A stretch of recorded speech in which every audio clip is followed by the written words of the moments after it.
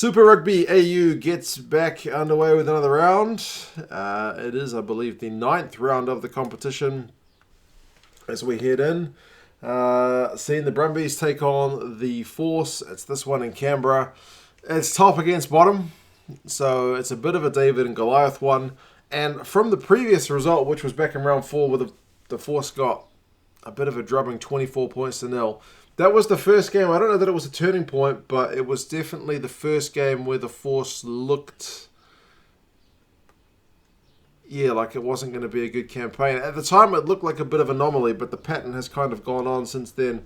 They are none from 6, 2 points on the log, with the Rebels being the next team in 4th with 14 points. So it's maybe proved to be a bit of a marathon. The sprint at the start was okay for the Force, but the marathon of a full season, even if it's only 5 teams, does start to take its toll as my kids are going bonkers in the background.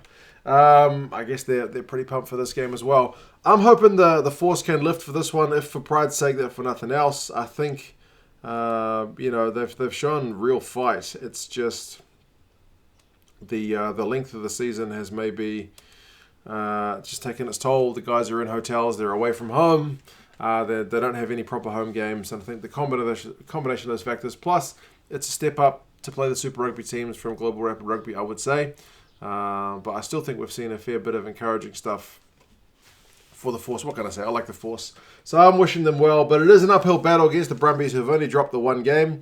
There was a bit of a question mark about the Brumbies after they had dropped that game against the Rebels, and they went on the bye.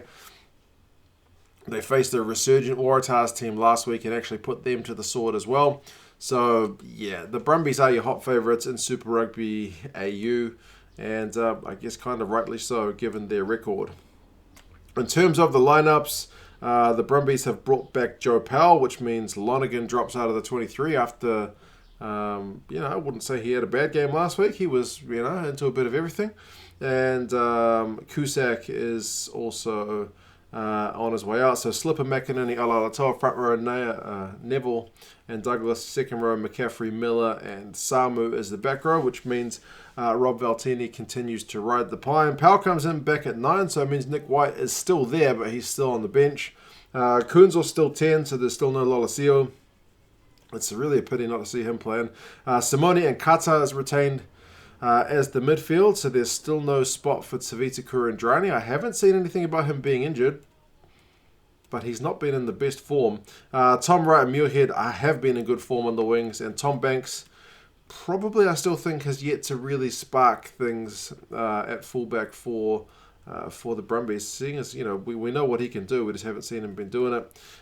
For the Force, they have also made a couple of changes. Star Wars is back, which is good to see. Ralston is out, likewise Ferris. So it's Cowan, Reedy and Longbottom in the front row. I thought Longbottom had a better game than he has done last week.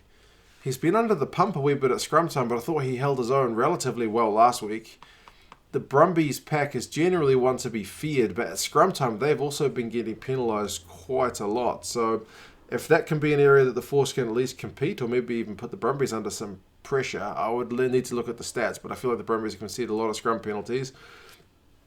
Maybe that's one area they can target. Thrush and Atkins are the second row, which means Lee Warner's still in 6.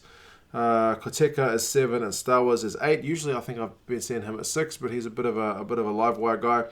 Pryor and Lance 9 and 10. I think it's probably better to see Lance starting. I know he had a bit of a niggle last week. That's why they brought him on after like an hour. Or was it 50 minutes? They look a bit steadier ship when he is playing. I mean, he's just got the experience and able to provide that direction. Taifu and Godwin are your midfield, so there's Kahui relegated to the bench for this one. Lacey and Braki comes in to the 14 jersey, and Jack McGregor is at fullback. Frisbee still on the bench. Ferris, like I mentioned, is down to the bench. So, it's an uphill battle. What can I say for the Force to go to Canberra and try to get a result? They're running out of games. They've only got 2 more chances to do it, and away against the top team is probably not the first week it's going to get done. And if you look at the predictions, the bookies have got the Brumbies by a whopping 20 points, and Rugby Forecast algorithm has got the Brumbies by 18. So the Force are predicted to get a bit of a hiding at the weekend. Let's hope not. Let's hope they can, kind of flip this score around and give us something a bit more competitive. Because, yeah, I mean, we saw it with I said I wasn't going to mention this for Chiefs fans. We saw it with the Chiefs and Super Rugby Aotearoa, that one team went through the whole season without a win.